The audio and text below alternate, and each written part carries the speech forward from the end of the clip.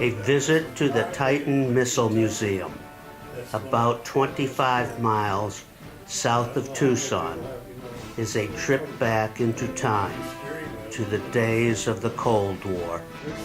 The tour starts with a safety briefing. You have 55 stairs, they told you, to go down? All right, this today with a rainy day, these are dangerous. A request not to touch anything other than the safety railings because the oils in your skin will damage the original paint. The movie explains the logic behind mutual assured destruction. Before the development of the Titan II missile, the side that launched first was the winner. First, that the enemy understands that we'll use our missiles only to retaliate.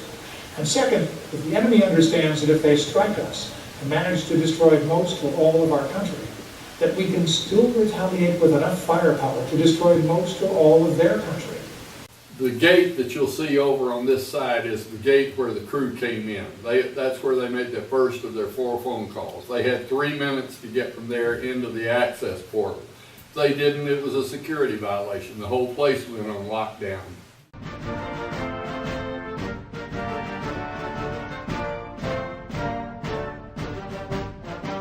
It was built to industrial standards of the day, but it was considered by the Air Force to be soft. That is, it would probably be destroyed by a nearby nuclear explosion. The area behind me, from where I'm standing back, is the hardened part of the structure.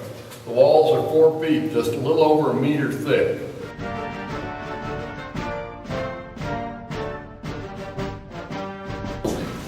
The entire 3-story steel structure is hanging from those large steel springs that you see on that wall over there. There's 2 there.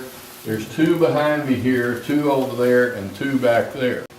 Second 3-story building made of steel. The level 1 up above is the crew's quarters that you saw in the movie. Very Spartan. Union, how long do you think it took their missiles to get here? About 35 minutes, right? Well, our first generation missiles, Atlas and Titan I, could not keep the oxidizer on board. They had to put that on board after they were out of the silo. The commander would copy down a 35-character alphanumeric code from the radio message. When the message completed, they would swap books, make sure they had both heard and copied exactly the same message. If they agreed on the message, then the next thing they would do would be go over to this red file cabinet, which is called an EWO safe. Crew called it a go-to-war safe. The authentication cards.